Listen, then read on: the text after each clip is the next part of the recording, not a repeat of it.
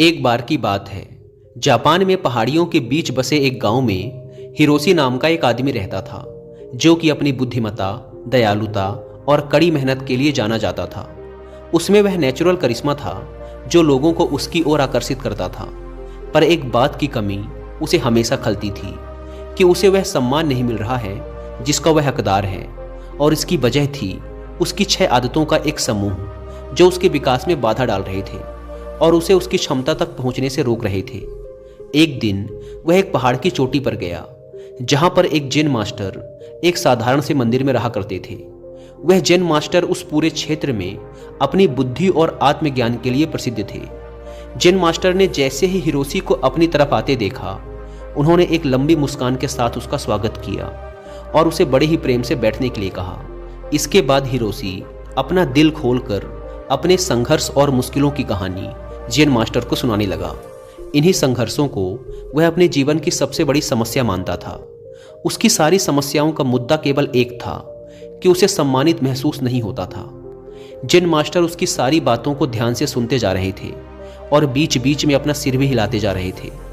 जब हिरोशी ने अपनी बात खत्म कर ली और चुप हो गया, तो जैन मास्टर ने बहुत ही शांत और सुखद आवाज में कहा, प्रिय हिरोशी, सम्मान अर्जित किया जाता है। दूसरों का सम्मान पाने के लिए तुम्हें पहले खुद का सम्मान करना सीखना होगा, और ऐसा करने के लिए तुम्हें उन 6 आदतों को पीछे छोड़ना होगा जो तुम्हें आगे बढ़ने से रोक रही हैं। हिरोशी ने उम्मीद भरी नजरों से जैन मास्टर की ओर देखा, क्योंकि वो ये जानने के लिए उत्सुक था कि वो 6 आदतें कौन सी हैं और उनसे छुटकारा कैसे पा सकते हैं। जैन मास्टर ने आदतों को बताना शुरू किया। जैन मास्टर ने कहा, पहली आदत जो तुम्हारे काम में सबसे बड़ी बाधा है और तुम्हें छोड़नी चाहिए, वो है काम को टालना। अपने काम में देरी करके तुम खुद को आगे बढ़ने और महानता हासिल करने के लिए उचित अवसर से दूर हो जाते हो। काम को टालने का अर्थ है अपनी सफलता को टालना। याद रखो, अगर तुम उस काम को टाल रहे हो तो कोई और उस काम को करके उस सफलता को छीन ले जाएगा और तुम्हारा सपना सिर्फ सपना बनकर ही रह जाएगा। इसीलिए अनुशासन अपनाओ और अपनी जिम्मेदारियों को पूरे मन से निभाओ। दूसरी आदत है लोगों को जज करने की आदत। हम किसी को बिना जाने, बिना अच्छे से परखे उसके बारे में एक विशेष राय बना लेते हैं, और अक्सर ये राय नकारात्मक ही होती है। राय बनाने का मतलब है कि फिर हम उस चीज या उस इंसान को वैसा नहीं देख पाएंगे जैसा वो असल में है, क्योंकि हमारी राय इसमें हमारी बाधा बन जाती है और हम उस इंसान, वस्तु या परिस्थिति के मूल स्वभाव को समझने में विफल रह जाते हैं। जैन मास्टर का कहना था कि किसी को भी बिना अच्छे से जाने या किसी भी परिस्थिति को बिना समझे हमें उसके बारे में अपनी नकारात्मक या सकारात्मक राय नहीं बनानी चाहिए। तीसरी आदत जैन मास्टर ने बताई कि हर चीज के लिए दुखी होना बंद करो। हर परिस्थिति और हर चीज हमारे नियंत्रण में नहीं हो सकती, और ना ही हर चीज हमारी इच्छा अनुसार होगी। हमेशा कुछ न कुछ ऐसा होता ही रहेगा जो हमारी मर्जी के खिलाफ होगा। इसीलिए जो चीजें तुम्हारे नियंत्रण में नहीं हैं और जिनके लिए तुम कुछ भी नहीं कर सकते, उनके लिए दुखी होना बंद करो। चौथी आदत है जलन और ईर्ष्या को दूर करो, और तुम्हारे अंदर जो भी शिकायतें, जो भी असंतोष है, उसे भी हटाओ। बेवजह की ईर्ष्या और गुस्सा अपने मन में रखकर हम खुद को ही नुकसान पहुंचाते हैं। इसके कारण हमारे भीतर डर और शंका पैदा होती है, जिससे बुद्धि दूषित हो जाती है और भ्रम पैदा होने लगता है, और भ्रम की वजह से किसी भी काम में सफलता नहीं मिल पाती। इसीलिए जितना जल्दी हो सके खुद को इन नकारात्मक आदतों से दूर करो। 5वीं आदत जिसे तुम्हें छोड़ देना चाहिए, वो है दूसरों को दोष देने की आदत। किसी भी गलती का दोष दूसरों पर डाल देना ये बहुत ही गलत बात है।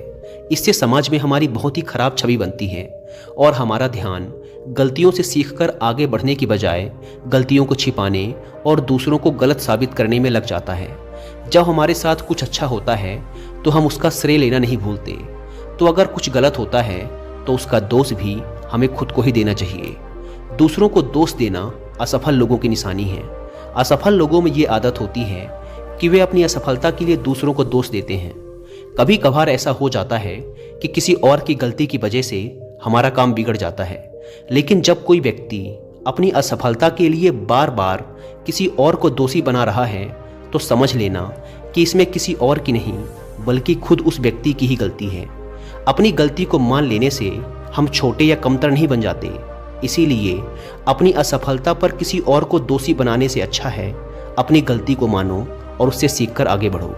छठी और आखिरी गलती है दूसरों से अपनी तारीफ सुनने की आदत। हम दूसरों को दिखाने के लिए अक्सर कुछ न कुछ नया करते रहते हैं। हर चीज़ के लिए हम चाहते हैं कि लोग हमारी तारीफ करें, हमारे बारे में अच्छा बोलें और हम जो भी काम करें लोग उसकी प्रशंसा करें। अगर किसी बात के लिए हमारी आलोचना होती है तो हम बहुत दुखी हो जाते हैं और इस तरीके से हम लोगों के हाथों की कठपुतली बनकर रह जाते हैं। इसीलिए हमें दूसरों के तारीफ की कोई ज़रूरत नहीं है। और वैसे भी लोगों की तारीफें खोखली होती हैं, जो एक पल में हमें आसमान पर पहुंचा देती हैं तो दूसरे ही पल नीचे ज़मीन पर पटक देती हैं। इसीलिए हमें लोगों की तारीफ और बुराई से फर्क नहीं पड़ना चाहिए और जो हमें पसंद है और जो हमें सही लगता है वही करना चाहिए, बशर्ते वो नैतिकता पर खरा उतरता हो। हिरोशी ने जेन मास्टर से कहा, आपने 6 बुरी आदतों के बारे में तो बता दिया, लेकिन पुरानी आदतों को छोड़ना और नई आदतों को अपनाना बहुत मुश्किल होता है। तो मेरा प्रश्न है कि आखिर हमारा मन नई आदतों को अपनाने का विरोध क्यों करता है और नई आदतों को आसानी से कैसे अपनाया जा सकता है? जेन मास्टर ने कहा, ज़्यादातर लोग आदतों को बदलने में असफल रहते हैं क्योंकि उनकी उस नई आदत के साथ अवास्तविक उम्मीदें जुड़ी होती हैं। जैसे अगर कोई व्यक्ति सुबह जल्दी उठकर व्यायाम करने की नई आदत डालना चाहता है तो वह उम्मीद लगा लेता है कि उसकी इस नई आदत से उसका वजन तेजी से कम होना शुरू हो जाएगा या फिर उसका शरीर तेजी से शक्तिशाली बन जाएगा, जबकि असल में ऐसा नहीं होता। इन दोनों ही परिणामों को हासिल करने में समय लगता है, लेकिन हमारा मन पहले से ही यह निश्चित कर लेता है कि परिणाम कैसा होना चाहिए और जब हमारी उम्मीदों के अनुसार परिणाम नहीं मिलते तो हम निराश और उदास हो जाते हैं और अपनी पुरानी आदतों में वापस लौट जाते हैं। लेकिन जो व्यक्ति वास्तविक और सही उम्मीदों के साथ नई आदत की शुरुआत करता है वो उदास और निराश होने से बच जाता है और आदत बदलने के दौरान अपने आंतरिक विरोध पर काबू पा लेता है। अब अगला प्रश्न है कि आदतों को आसानी से कैसे अपनाया जाए। तो ऐसा करने के 5 आसान नियम हैं। पहला, अपने विचारों को लिखो। उन सभी चीज़ों की पहचान करो जिन्हें तुम बदलना चाहते हो, चाहे वो छोटी हो या बड़ी, उन सबको लिखो। दूसरा नियम, छोटे कदम उठाओ। सबसे छोटी आदत से बदलाव करना शुरू करो। इस बदलाव को इतना आसान बनाओ जिसे तुम मना न कर सको। उदाहरण के लिए, हर सुबह की शुरुआत 2 मिनट के धन्यवाद के साथ करो या फिर हर सुबह सिर्फ 5 मिनट ध्यान का अभ्यास करने का निर्णय लो।